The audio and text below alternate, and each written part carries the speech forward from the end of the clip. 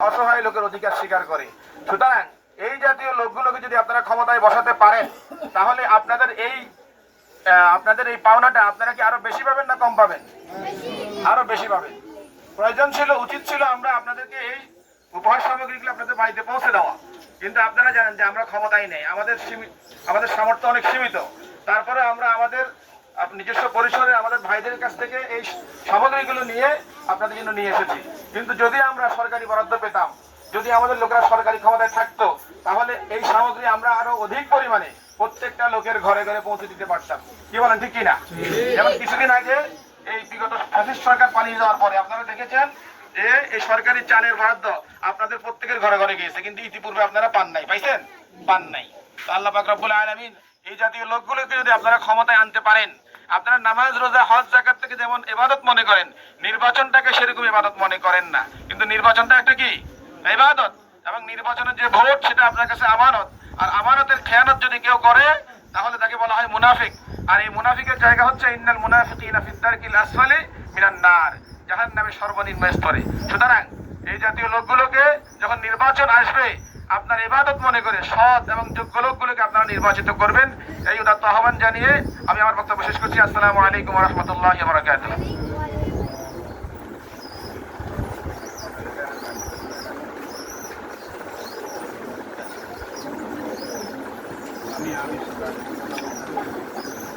ধন্যবাদ জিল্লু ভাইকে। আসলে গরম, আমরা কথা বেশি বলবো না। এ পর্যায়ে আমি সরাসরি মেহমান কাছে যাচ্ছি। এ পর্যায়ে আপনাদের সামনে কিছু কথা বলার জন্য অনুরোধ জানাচ্ছি পৌরসভা জামাতের আমির জনাব মাওলানা মোশাররফ ভাই। মোশাররফ ভাইকে কথা বলার জন্য অনুরোধ জানাচ্ছি।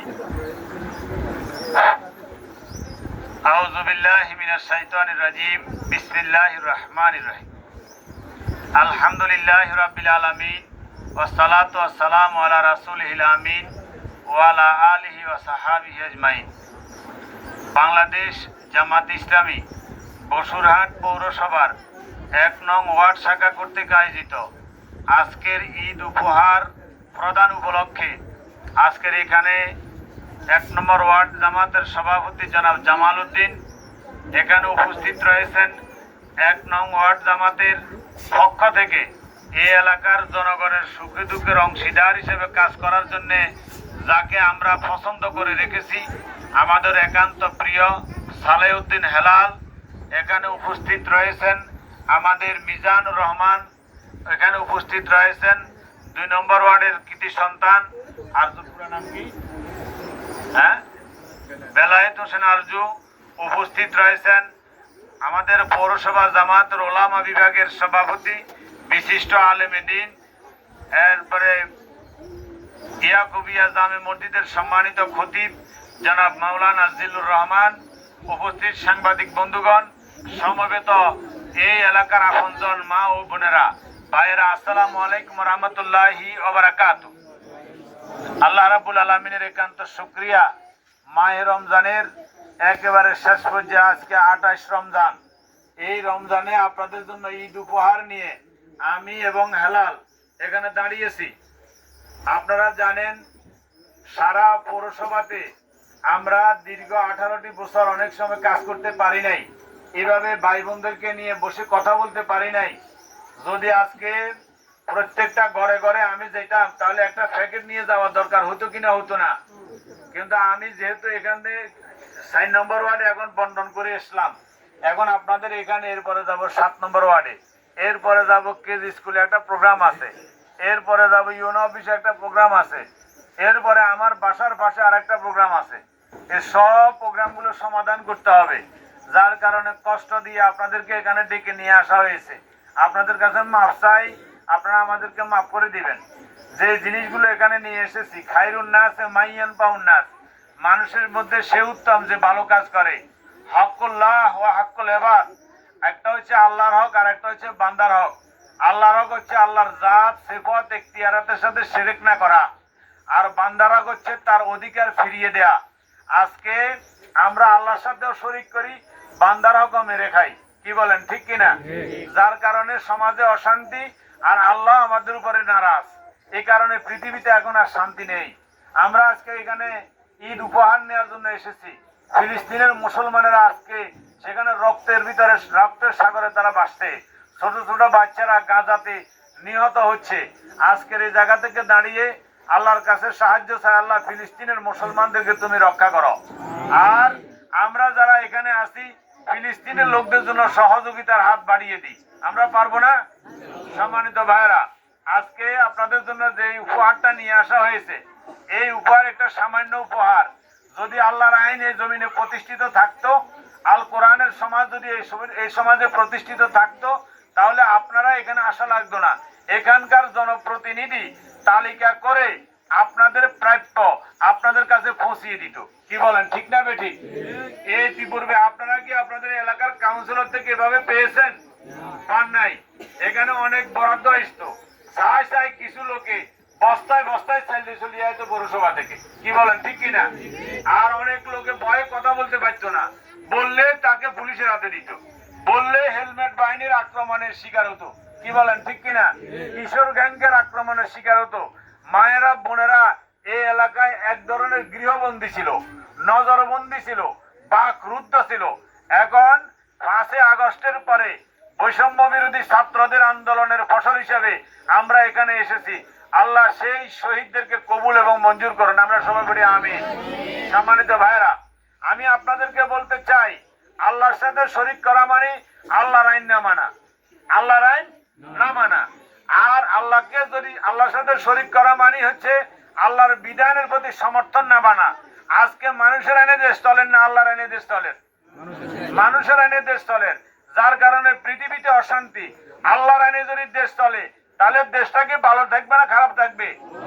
বাংলাদেশ জামাত ইসলামীর বক্তব্য হচ্ছে আল্লাহর আইন চাই, সৎ লোকের শাসন চাই, আল কোরআনের পার্লামেন্ট চাই, ন্যায় ইনসাফ ভিত্তিক সমাজ চাই। এটার সাথে আমরা সবাই একমত কিনা? কে কে একমত একটু হাত তোলেন দেখি। আল্লাহ তুমি এই হাতগুলোকে কবুল করে নাও। সম্মানিত মা ও বোনেরা, নামাজ পড়া ফরজ, রোজা রাখা ফরজ, আল্লাহর আইন এই সমাজে প্রতিষ্ঠিত করা ফরজ। কি বলেন, ঠিক কিনা?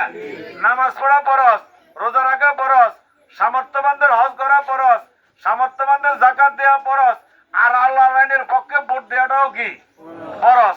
যদি এই ফরজ কাজ না করেন, কবিরা গুনাহ হবে না সগীরা গুনাহ হইব? কবিরা গুনাহ হবে। আর এই কবিরা গুনার কারণে আমরা ক্ষতিগ্রস্ত হচ্ছি। আজকের সমাজে কিছু লোক আছে, তারা গরিব অসহায়কে টাকা পয়সা দেয় না, টাকা পয়সা রেখে দেয়। ভোটের সময় আসলে 2 টাকা জায়গায় 5 টাকা দেয়, দিয়ে আপনার ভোটটা কিনে নেয়। ভোটের সময় ভোট কিনে নেয়, এরপরে সে উঠে যায় 10 তলায়, আপনি থেকে যান গাছতলায়। কি বলেন, ঠিক কিনা? তাহলে তার দোষের চাইতে আপনার দোষ বেশি না কম? আপনার দোষ বেশি। এই কারণে আপনি 5 বছর কষ্ট করেন, সে 10 তলায় বসে বসে সরকারি বরাদ্দ লুটপাট করে। কি বলেন, ঠিক কিনা? তাই আমি আপনাদেরকে বলতে চাই, আসুন আজকের এই পরিবর্তিত পরিস্থিতিতে আমরা আজকে জেলা ও হেকাদু হইতাম চাই না। আজকে এক বৈষম্যের আগে যারা খেয়েছে, অন্যরা খাওয়ার পরিকল্পনা গ্রহণ করতে শুরু করেছে। আমরা চাই মানুষের অধিকার ফিরে দিতে। আমরা কি আপনারা এটার সাথে একমত কিনা? যদি এটার সাথে একমত হন, সামনে জাতীয় নির্বাচন, স্থানীয় নির্বাচন, যেই নির্বাচনে হোক না কেন, যারা আল্লাহর আইনের পক্ষে দাঁড়াবে তাদেরকে আমরা সমর্থন করব, তাদেরকে আমরা ভোট দেব।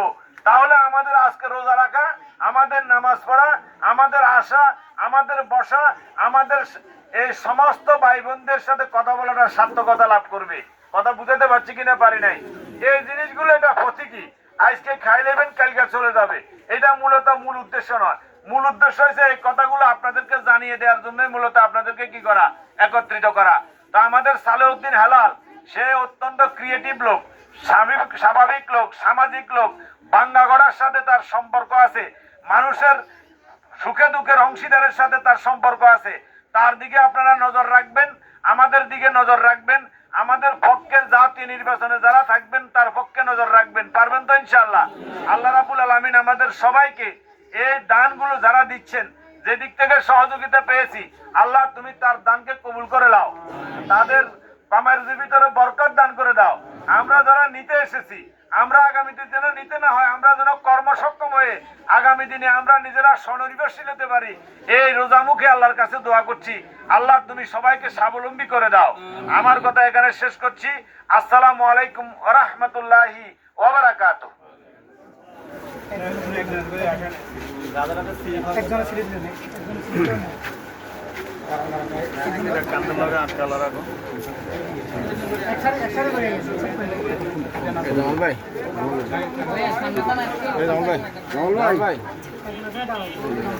বিতরণে বিতরণে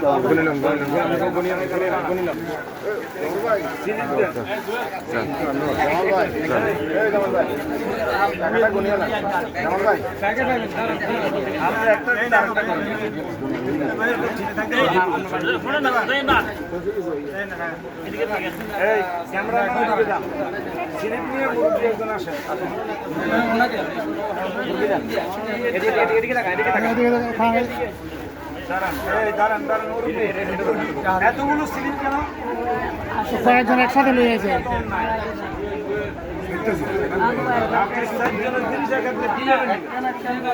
আপনি বড় যান, একটা দিয়ে দেন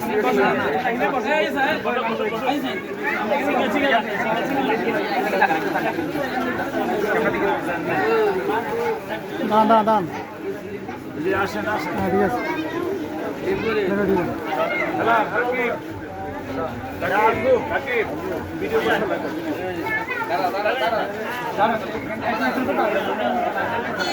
ললে আনেন সিলবি না এখন সিলবি আনেন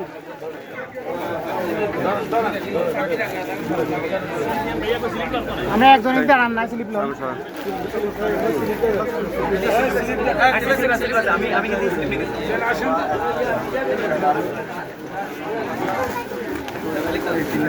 একটা এখানে একটা আজকে তিনে নেই তিন নম্বর